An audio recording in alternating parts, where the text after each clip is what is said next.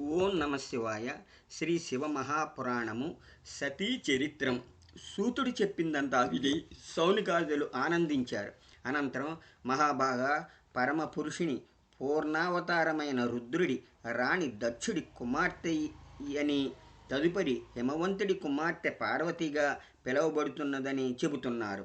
ఇది మాకు ఆశ్చర్యంగా ఉంది. ఒకే స్త్రీ ఇద్దరికీ కూతురెలా అవుతుంది? ఇందులోని రహస్యగాథను వినిపించి మమ్ములను చరితార్థులను చేయని కోరగా, సూతుడు తొలుతగా మధ్యాకర నీవే తండ్రివి, నేను పుత్రుడనయ్యా, నిన్ను సేవించెదన్.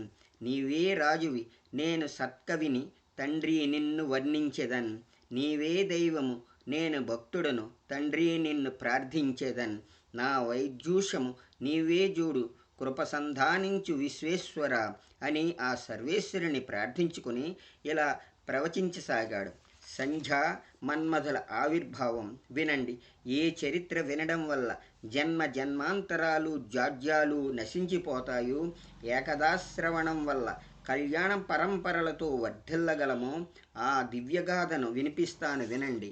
ఒకనాడు బ్రహ్మదేవుడు తన మానసపుత్రులైన దక్షమరీచాద్యులందరితోటి కొలువుతీరి ఉండగా, ఆయన హృదయంలోంచి నవయువ వయోవిలాసిని అయిన ఒక కన్య ఆవిర్భవించింది. ఆ పిల్లని చూసి అంతా ఆశ్చర్యపోసాగారు. అదే సమయంలో వేరొక నవయువకుడు కూడా ఆవిర్భవించాడు. స్త్రీల కన్నా సమ్మోహనాకారంగానూ అత్యంత దర్భంగానూ ఉన్న ఆ యువకుడు చెరుగడతో చేసిన విల్లులు, ఐదంటే ఐదే పుష్ప విశేషాలను బాణాలుగాను ధరించి ఉన్నాడు. పుట్టడమే బ్రహ్మకు నమస్కరించాడు ఆ యువకుడు. తనకొక ఊరు, పేరు, ఉద్యోగము ఇప్పించవలసిందిగా కోరాడు. ఆ యువకుణ్ణి చూస్తుంటే ఎవరికీ నోరు మెదలడం లేదు. అంతకు ముందెన్నడూ తెలియని ఏదో విచిత్రమైన వికారానికి లోనైపోసాగారు. ముందుగా బ్రహ్మ కోలుకున్నాడు. చూడగానే మోహం పట్టిస్తున్నావు నువ్వు కాబట్టి అదే పని మీదుండు. నీ పూల బాణాలతో సర్వ ప్రాణికోటిని సమ్మోహం చెయ్యి. స్త్రీ పురుషులలో కామనలు రేపి సృష్టికి దోహం చెయ్యి. ప్రాణికోటి అంతటా రహస్యంగా ఉండు నువ్వు. నీ బాణాలకు తిరుగులేదు. ఏ లోకంలోనైనా ఎటువంటి మా లోకాలనైనా కామంలో ముంచేస్తాయి నీ బాణాలు. అంతెందుకు, నీ బాణాల దాటికి త్రిమూర్తులమైన మేము కూడా చెలింపక తప్పదు అని చెప్పాడు. అనంతరం మారీచ్యాదులందరూ కలిసి పుడుతూనే మనోవైకల్యాలు కలిగించిన వాడవడం చేత మన్మధుడని, కామోద్దీపకుడు కనుక కాముడని, అత్యధికమైన దర్భలతో విరాజిల్లుతున్నాడు కనుక కందర్పుడు అని ఇలా ఆ యువకునికి నామకరణాలు చేశారు. తనకొక పని నిర్దేశించబడగానే దానిని అక్కడికక్కడే ఆరంభించదలుచుకున్నాడు మన్మధుడు. తక్షణమే ఆ సభలోనే తన పూలబాణాలు ప్రయోగించాడు. కంపరమెత్తిపోయారు కంజనాసనాదులు. ఎవరికి ఏమీ పాలుపడిపోకుండా అయిపోయింది. ఊహకు అందనంత మోహంతో తల మునకలైపోయారు. అంతమంది పురుషులు నడుమనే ఉన్న ఒకే ఒక్క స్త్రీ మన్మధుడి కన్నా ఒక్క అడుగు ముందే పుట్టిన బ్రహ్మ మానసపుత్రి. ఆమె హృదయం కూడా చెలించింది. మరీచి మొదలైన అందరి చూపులు ఆ పిల్ల మీదే ఉన్నాయి. చివరకు బ్రహ్మదేవుడు కూడా ఆ యువత మీద భ్రమపడిపోసాగాడు. అది గమనించాడు ధర్మదేవత. తక్షణమే తరుణేందు శేఖరుణ్ణి తలంచాడు. విధాత సభలో లీలా దర్శనమిచ్చాడు. విషమాంబకుడు బ్రహ్మాదుల్ని మందలించసాగాడు. శృతి మించిన కామంతో కూతుర్నే కోరుకోవడం శృతి విరుద్ధమని చెప్పాడు. అలాగే బ్రహ్మ మానసపుత్రులు తమ చెల్లెల్ని చేరాలనుకోవడం చేయరాని పని అని చెప్పాడు. వారిలో కామోపసంహరణ గావించి తాను అదృశ్యమైపోయాడు శివుడు. అప్పటికే కలిగిన కామవికారం వల్ల చతుర్ముఖుడి శరీరమంతా చెమటలు పట్టేశాయి. ఆ చెమటల నుండి అగ్నిపోష్టములచే 64,000 పితృగణాదులు, 86,000 మంది బర్హిషదులు అనే పితృగణాదులు ఆవిర్భించడం జరిగింది. క్రతువు, వశిష్ఠుడు, పులస్త్యుడు, అంగీరసుడు అనేవారి బీజాలు ధూమగతాలైనందున వల్ల సోమపులు, సుకాలురు, ఆజ్యపులు, హవిష్మంతులు అనే పితృగణాలు ఆవిర్భవించాయి. పితృకార్యాల్లో సమర్పించే కవ్వాలను వీరే భుజిస్తారు. అగ్ని వీరికి చేరుస్తారు. బ్రహ్మ యొక్క తీవ్ర ధ్యానంలోంచి పుట్టిన కారణంగా సంధ్య అనే సంజ్ఞతో కూడిన ఆ యువతి శివదర్శనంతో జ్ఞాని అయ్యింది. కానీ ఆమెకు సంబంధం లేనప్పటికీ కూడా ఆమె మీది కామవికారం వల్లనే బ్రహ్మ మానసపుత్రుల నుండి పితృగణాలు ఆవిర్భవించాయి. కనుక ఆమె పితృగణాలకు తల్లిగా చెప్పబడింది. ఇంత జరిగిన తరువాత బ్రహ్మ చిరాకు పడ్డాడు. శివుని చేత చెప్పించుకోవలసి వచ్చినందుకు సిగ్గుపడ్డాడు. ఆ వికలతలతో మన్మధుణ్ణి శపించేశాడు. నలుగురికి చెప్పవలసిన వాడివి, 4 ముఖాలున్నవాడివి, నన్నే ముఖం ఎత్తుకోలేకుండా చేశావు. ఏ శివుడి చేత నాకు నీతులు చెప్పించావు, ఆ శివుడి 3వ కంటి మంటలో పడి మసైపో అని శపించాడు. గజగజలాడిపోయాడు మదనుడు. నన్ను క్షమించి తండ్రి, నువ్వు నాకు ఇచ్చిన ఉద్యోగ ధర్మాన్ని నిర్వర్తించానే కాని తప్పు చేయలేదు. విధి నిర్వహణ ఇది అని పలు విధాల ప్రాధేయపడ్డాడు. అతడి వేడుకోలుతో బ్రహ్మ కొద్దిగా తేరుకున్నాడు. నిజమే, నీకు ఇచ్చిన ఉద్యోగ ధర్మమే నువ్వు చేశావు. కానీ కామం పుట్టించమంటే ఇలా వావి వరసలు లేకుండా పుట్టించమని అర్థం కాదు. అయినా నిన్న అనవలసిన పని లేదు. కామమే కష్టమైంది. కామం కళ్ళుకు కప్పాక వావి వరుసలేం తెలుస్తాయి? అందుకే తల్లి, వదిన, తోబుట్టు, వైది, కూతురు వీళ్లతో సంపర్కాన్ని ఆశించేవాడు అధోగతులకు పోతారు. నీకిచ్చిన వరం ఎంత బలమైనదో ఇప్పుడు పెట్టిన శాపం కూడా అంతే బలమైనది. అందువల్ల నువ్వు శివనేత్రాగ్నిలో కాలిపోక తప్పదు. కాలినా సృష్టి జరగడానికి నువ్వే ప్రధాన కారణమైనందువల్ల ఆ శివానుగ్రహంతో నువ్వే పునర్జీవి అవుతావులే అన్నాడు. అదే 10,000 అనుకున్నాడు మన్మధుడు. అదే సమయంలో దక్షుడి చెమట నుంచి ఒక అనుపమా మోహనాంగి ఆవిర్భవించింది. చూపరులను వెర్రెక్కింపజేసే సోయగాల పుట్ట. ఆ పిల్లకి రతి అని పేరు పెట్టారు. రమణమూర్తి అయిన ఆ రతిని చూస్తూనే మన్మధుడంతటి వాడు మనసుని అదుపులో పెట్టుకోలేకపోయాడు. ఈ కామాకరుడికి కాస్తంత పగ్గాలు వేసేందుకు ఆ పిల్లే సరైందిగా తలచి రతిని అతనికిచ్చి పెండ్లి చేశారు. ఆడామగా కలిపి ఆనందపడడానికి ఎన్ని పద్ధతులున్నాయో అన్ని పద్ధతుల్లోనూ ఆనందించసాగారు వాళ్ళు. అవి చాలవన్నట్లు కొత్త పద్ధతులు కూడా ఆవిష్కరించసాగారు. సంచలనాత్మకమైన సంధ్యాదేవి తపస్సు వరములు. సరే, ఆ రతీమన్మధుల్ని అలా సుఖపడనిద్దాం.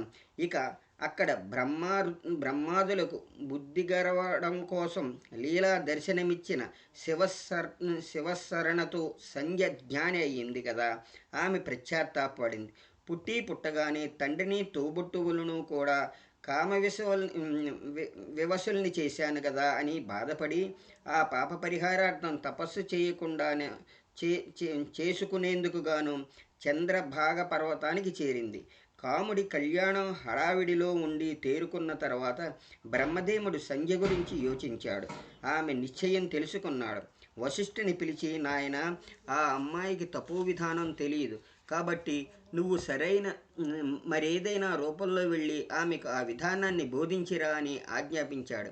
వశిష్ఠుడు బ్రహ్మచారిగా మారి చంద్రభాగ పర్వతంపై ఉన్న సంధ్య వద్దకు వెళ్ళాడు. ఆమెకు తపో విధానాదులన్నీ బోధించాడు. ఓం నమ శంకరాయ అనే మంత్రాన్ని ఉపదేశించాడు. దీనినే జపించు, ఆ శంకరుడు దిగి వచ్చేదాకా జపించు అని చెప్పి చక్కబోయాడు. సంధ్య తీవ్రమైన తపస్సులో మునిగిపోయింది. ఆమె యొక్క తపోదీక్షను వర్ణించడం ఎవరితరమూ కాదు. అలా ఆమె తపస్సులో ఉన్న కాలంలోనే దక్షుడికి అశ్విని, భరణాదిత్య 27 ఆడపిల్లలు పుట్టారు. వారందరినీ చంద్రుడికిచ్చి పెళ్లి చేశాడు దక్షుడు. అందరూ తన భార్యలే అయినా ఆ చంద్రుడు మాత్రం ఎందుకో మరి వారిలో రోహిణి పట్లే విపరీతమైన ప్రేమతో ఉండేవాడు. తక్కిన 26 భార్యలకి ఇది ఇబ్బంది అయ్యింది. వాళ్ళంతా కలిసి వెళ్ళి తన తండ్రి అయిన దక్షుడికి విన్నవించుకున్నారు. దక్షుడు అల్లుడైన అమృతాశ్వుణ్ణి పిలిచి మందలించాడు. అయినా చంద్రుడి ధోరణిలో మార్పు రాలేదు. అందుకు ఆగ్రహించిన దక్షుడు చంద్రుణ్ణి క్షయగ్రస్తుడవు కమ్మని శపించాడు. చంద్రుడు బ్రహ్మాదుల్ని ఆశ్రయించాడు. అందరూ కలిసి వచ్చి మహాతపస్వినైన సంధ్యను ప్రాధేయపడ్డారు. కానీ ఆమె ధ్యాన సమాధిలో ఉండడం వల్ల వీళ్ళ మొర ఆమెకు వినపడలేదు. ఆమె చెలించలేదు. అప్పుడు మార్గాంతరంగా బ్రహ్మదేవుడు చంద్రభాగా నదికి సృష్టించడం, చంద్రుణ్ణి పవిత్రం చేసేందుకు ఇతర ప్రయత్నాలు చేయడం జరిగింది. ఇదంతా ఎందుకు చెబుతున్నానంటే ఆ సంధ్యాదేవి యొక్క దీక్ష ఎంత గాఢమైనదో చెప్పడానికి అన్నమాట. ఒకటా రెండా 4 యుగాలు తపస్సు చేసిందామె. కరుణించాడు కపర్ది. కదలి వచ్చి ఆమె కన్ను ఎదుట నిలుచున్నాడు. వరం కోరుకోమన్నాడు. హే జగన్నాథ, శివ, శంకర, నేను పొడుతూనే కాముకురాలినయ్యాను. ఇతరులను కాముకులుగా మార్చాను. పాప పరిహారార్థమై తప్పించాను. ప్రసన్నుడు అయ్యావు నువ్వు. అదే 10,000 నా పాపం నశించినట్లయితే నేను కోరే 3 వరాలు అనుగ్రహించు. మొదటిది, ఇక నుండి ఏ ప్రాణి కానీ పుట్టుకతోనే కామానుభూతి పొందడానికని వీలు లేదు. రెండు, సృష్టిలోని సాధ్వీమణులతో నాకు అగ్రతాంబూలం దక్కాలి. 3, నా భర్త తప్ప మరే పురుషుడు నన్ను వక్రదృష్టితో చూసినా తక్షణమే వాడు నపుంసకుడైపోవాలి. ఈ 3 వరాలు అనుగ్రహించని కోరింది. సంధ్యాదేవి. శివుడు నవ్వాడు. అలాగే జరుగుతుంది. ఇక నుంచి ప్రాణకోటి బాల్య, కౌమార, యవ్వన, వృద్ధాప్యాలనే 4 దశలు అనుభవిస్తుంది. వాటిలో బాల్య కౌమారాలు దాటితే కానీ పురుషులకు కామోద్దీపం తెలియకుండా ఉండే విధంగా శాసిస్తున్నాను. అలాగే యవనవతులైతేనే తప్ప స్త్రీలకి అసలు ఆ అవకాశమే ఉండకుండా అనుగ్రహిస్తున్నాను. స్వాధ్వీమణులందరికీ ఆదర్శప్రారమయ్యే వరాన్నిస్తున్నాను నీకు. నీ 3వ కోరిక రీత్యా నీ భర్త తప్ప మరే పురుషుడు నిన్ను కామదృష్టితో చూసినా వాడు తక్షణమే నపుంసకుడైపోతాడు. నీ కోరికలు సఫలం చేసుకోవడానికి ప్రయత్నించు. ఇక్కడ చంద్రభగా నదీ తీరంలో మేధాతిథి అనే ముని జ్యోతి స్టోమం అనే యజ్ఞం చేస్తున్నాడు. నువ్వు అదృశ్య రూపిణివై వెళ్ళు.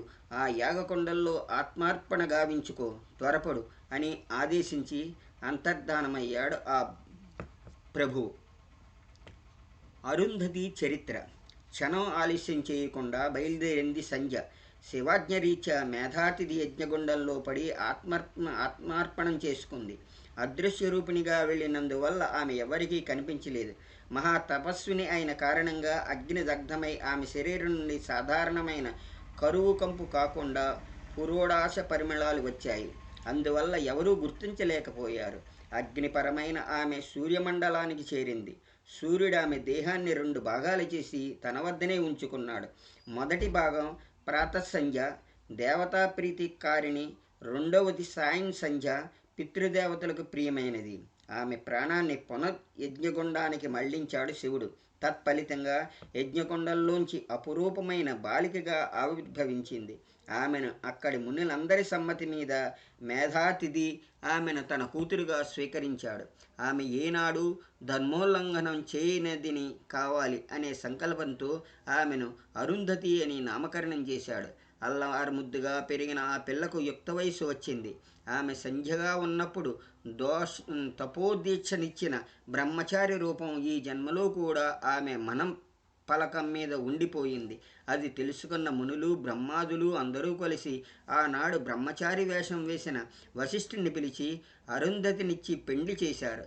సాధ్వీమ తల్లులకు శిరోభూషణమైన ఆ ఆరంజ్యోతి అరుంధతి చరిత్ర ఇది అని ఆపాడు సూతుడు.